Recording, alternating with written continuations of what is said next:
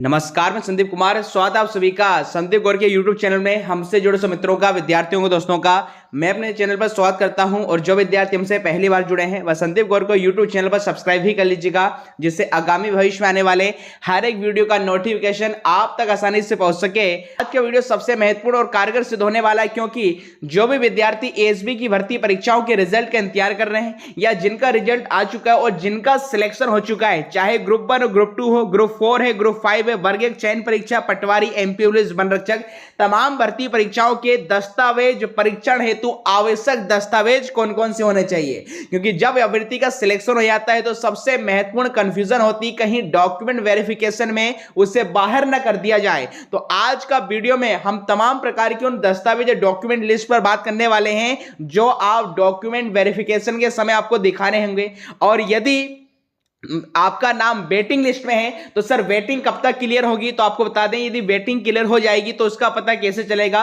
संबंधित विभाग के द्वारा आपको ईमेल किया जाएगा, कॉल किया जाएगा, व्हाट्सएप किया जाएगा, मतलब हर एक प्रकार की सूचना के माध्यम से आप तक सूचना पहुंचाई जाएगी यदि आपकी वेटिंग क्लियर होती है। इसके अलावा एएसबी की साइट पर जाकर आप पुनः अपने रिजल्ट को भी पुनः चेक कर सकते हैं।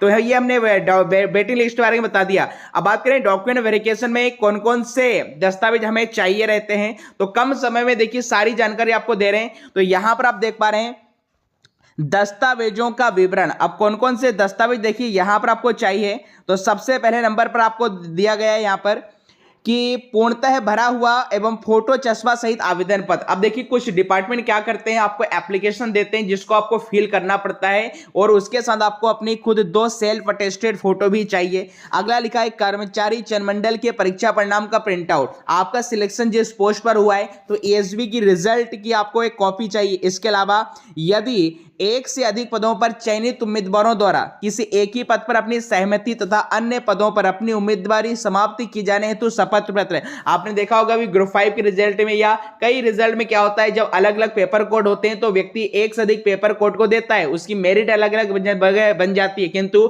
वह ज्वाइन तो किसी एक को करेगा। तो ऐसी स्थिति में उसे शपथ पत्र लगाना होता है कि वह एक पोस्ट को ज्वाइन करेगा और एक ज्वाइन करते ही दूसरे में जो उसकी मेरिट है वो क्या हो जाएगी, उसकी उम्मीदवारी समाप्त हो जाएगी।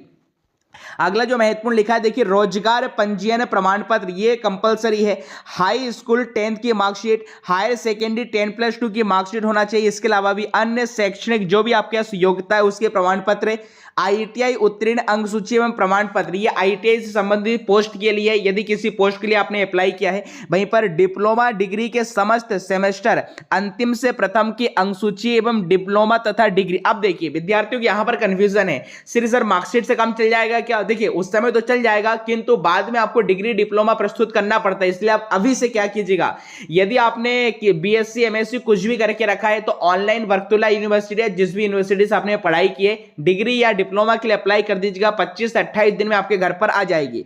तो सभी सेमेस्टर की आपको मार्कशीट चाहिए, उसकी डिग्री डिप्लोमा आपके पास होना चाहिए। अगला सक्षम अधिकारी द्वारा जारी जाति प्रमाण पत्र। अब जाति प्रमाण पत्र जनरल को छोड़कर एसटी, एससी, ओबीसी, ईडब्ल्यूएस वाले के लिए करंट ईयर का होना चाहिए, क्योंकि हर साल उन्हें रिन्यू कराना पड़ता है। अगला है सक्षम अधिकारी द्वारा मूल निवासी प्रमाण पत्र। आप मध्य प्रदेश के निवासी हैं, इसका मूल निवासी डोमिसाइल भी आपके पास होना चाहिए। 12वां वाला जो पॉइंट ये आपके लिए नहीं है, ये आईटीआई वालों के लिए है। और 13वां वाला पॉइंट भी आपके लिए नहीं, आईटीआई वालों के लिए है, क्योंकि आईटीआई ट्रेनिंग ऑफिसर में जो दस्तावेज मांगे गए थे ये 2 बिंदु उसके शामिल किए गए हैं। अगले महत्वपूर्ण आपके लिए जो बिंदु है, अब देखिए क्या लिखा है यहां पर कि शासकीय अर्ध शासकीय संस्था कार्यालयों में कार्यरत उम्मीदवार अपने कार्यालय विभाग का एनओसी प्रमाण पत्र। अब देखिए कोई ऑलरेडी किसी गवर्नमेंट जॉब में है और यदि फिर वो उसका सिलेक्शन किसी ने सरकारी पद पर हो गया है तो ऐसी स्थिति में वहां से आपको रिजिग्नेशन देना पड़ेगा, वहां से एनओसी लेटर आपको देकर आपके संबंधित विभाग को प्रस्तुत करना पड़ेगा कि भैया आप अन्य विभाग को ज्वाइन कर रहे हैं, अगले अन्य सरकारी पद पर आप पदस्थ हो रहे हैं, तो आपके पुराने वाले सरकारी विभाग को कोई इस पर आपत्ति नहीं है, तो इसका एनओसी आपके पास होना चाहिए। अगला भूतपूर्व सैनिक उम्मीदवारों हेतु भूतपूर्व सैनिक होने हेतु संबंधी प्रमाण पत्र। यदि आपका चयन भूतपूर्व सैनिक वाली पोस्ट पर हुआ है तो इससे संबंधित सर्टिफिकेट चाहिए। अब देखिए जितने भी सर्टिफिकेट हैं जो आपने फॉर्म फिलअप किया था उसी समय आपके पूरे क्या होना चाहिए, पूर्ण होना चाहिए, स्पेशल आपकी जो एजुकेशनल डिग्री या डिप्लोमा है।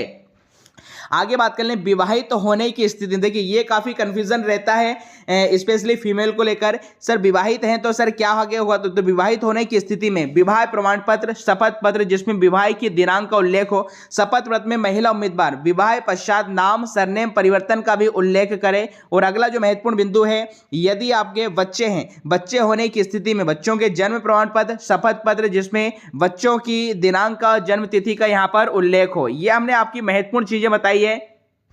इसके अलावा अन्य चीजें जिसमें बच्चों की संख्या एवं बच्चों के जन्म दिनांक का उल्लेख हो, पद स्थापना हेतु 3 स्थान की चॉइस का आवेदन करना। अब कई जगह क्या होता है कि जब आपका सिलेक्शन होता है तो डिपार्टमेंटल अलग अलग शहर अलॉट करता है, तो वहां पर आपको चॉइस फिलअप करना पड़ता है कि आप किस शहर को चूज करना चाह रहे हैं। यदि नंबर आपके मार्क्स अच्छे हैं तो आपका पहले नंबर वाला शहर ही आपको अलॉट हो जाता है। अगला अन्य प्रमाण पत्र यदि कोई है और इसके अलावा भी आपने किसी ऐसी पोस्ट का चयन किया है जिसमें आपका विशेष रूप से उस सर्टिफिकेट या डिप्लोमा की आवश्यकता है तो वह आपको प्रस्तुत करना पड़ेगा। और इसके अलावा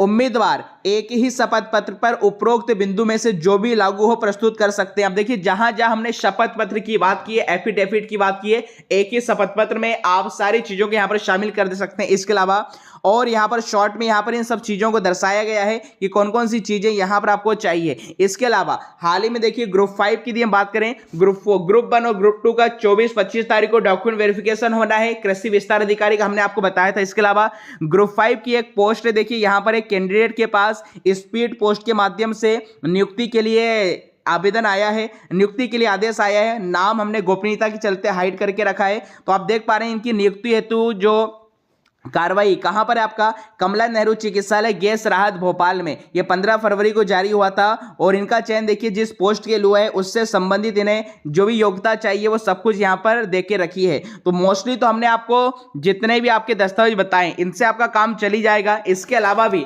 आपके पास जब स्पीड पोस्ट से नियुक्ति के लिए आदेश आता है तो उसमें भी डॉक्यूमेंट की लिस्ट रहती है, किंतु अभी हम आपको पहले इसलिए बता रहे हैं ताकि आप पहले से तैयार रखें, आप डिपार्टमेंटल डॉक्यूमेंट लिस्ट का इंतजार ना करें क्योंकि उस समय इतनी जल्दी आप तैयार नहीं करा सकते हैं। इसके अलावा जैसे पटवारियों की बात करें तो कल पटवारियों की नियुक्ति संबंधी भी प्रेस रिलीज किया गया जिनमें इनकी काउंसलिंग 24 फरवरी 2024 को होना है। उस दिन यदि उपस्थित नहीं होते हैं तो उनकी उपस्थिति निरस्त मानी जाएगी। इसमें लिखा हुआ है और लिखा हुआ है अपने मूल दस्तावेज 100 प्रमाणित प्रतियों के साथ लेकर जाएं। और एक और सबसे महत्वपूर्ण बात, हमने आपको जितनी भी ये डॉक्यूमेंट की लिस्ट बताई है इनके कितने सेट बनाने हैं, तो 2-2 सेट बनाकर ले जाना है। जी हाँ, 2-2 सेट सभी के आपको बनाना है। तो ये तमाम जानकारी हमने आपको दी है। और बात करें रिजल्ट को लेकर तो वर्ग 1 चयन परीक्षा का रिजल्ट आज या कल में जारी हो जाएगा। फिर ग्रुप 4 है, एमपी पुलिस, एमपी फॉरेस्ट से बचे हुए सारे, जिस प्रकार ईएसबी के जो चेयरमैन आपका उन्होंने स्पष्ट कहा है कि 31 मार्च से पहले सभी रुके रिजल्ट जारी हो जाएंगे। भर्ती कैलेंडर भी अपडेट हो रहा है जल्द, वह भी आपको वेबसाइट पर देखने को मिलेगा।